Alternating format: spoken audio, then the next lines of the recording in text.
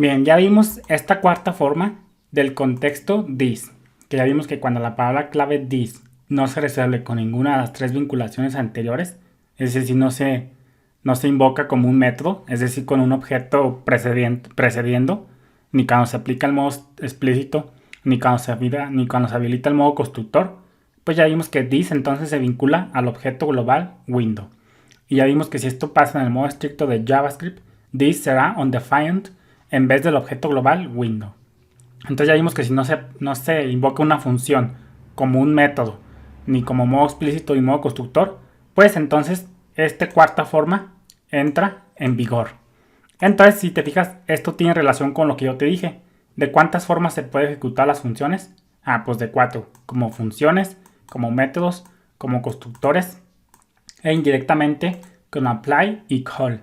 Y ya después está esta quinta forma que ya después la vamos a dejar hasta el final. Entonces, podemos concluir entonces que esta cuarta forma como funciones, podemos concluir que esto es lo mismo que decir que, déjame pongo la notita por aquí, podemos decir que, es decir, cuando una función se invoca como una función, aunque parezca redundante. Entonces podemos concluir que esta cuarta forma, déjame la pongo con 20. A ver si la tiene el tamaño. Sí, creo que sí lo tiene en 20. Entonces, es decir que esta cuarta forma quiere decir que cuando una función se invoca como una función. Y nosotros sabemos que pues una función se puede invocar como un método. Acuérdate que los métodos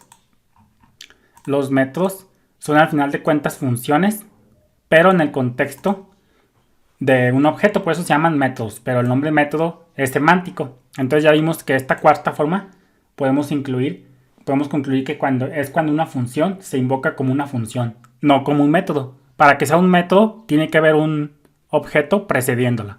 Entonces pues ya vimos esta cuarta forma y ahora vamos a ver esta primera forma. Ya después vamos a retomar esta cuarta forma ya con más ejercicios.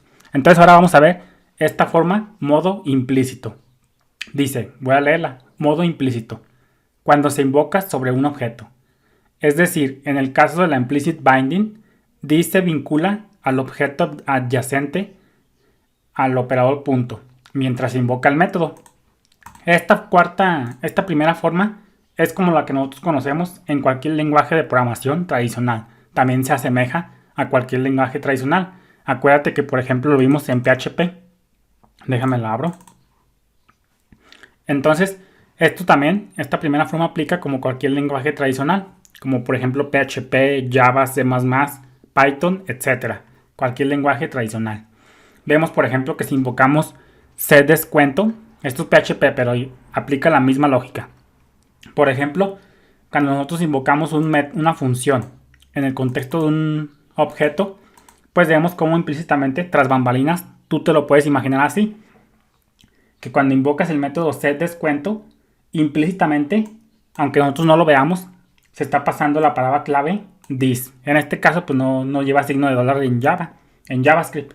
Entonces, implícitamente, es como si hubiera un primer parámetro que apuntara this y ese objeto se le está pasando a ese método en cuestión. Entonces ya vimos que entonces como primer argumento se pasa el libro implícitamente, más obviamente la serie de argumentos que acepta el método. Y entonces ya cuando en la definición se pudiera ver así, que como primer argumento recibe this.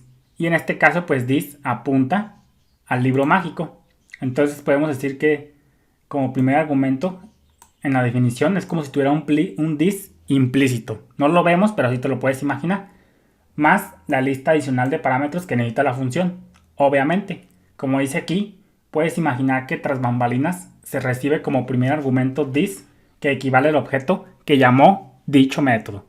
Esta forma de que te lo imagines tú, mucha gente experimentada hace que nos lo imaginemos así porque realmente así es como pasa detrás de las escenas, para que tú entiendas cómo funciona el contexto this. Entonces esta forma de PHP en este caso es lo mismo aquí en JavaScript. Por ejemplo, fíjate, aquí tenemos el ejemplo más sencillo. Fíjate cómo aquí tenemos, vamos a crear otro objetillo. Por ejemplo, let objeto 1 es igual a nombre. Vamos a hacerlo sencillo. Vamos a ponerle José. Edad 75, 72. Y vamos a ponerle una propiedad que se llame haz algo. Y vamos a ponerle function.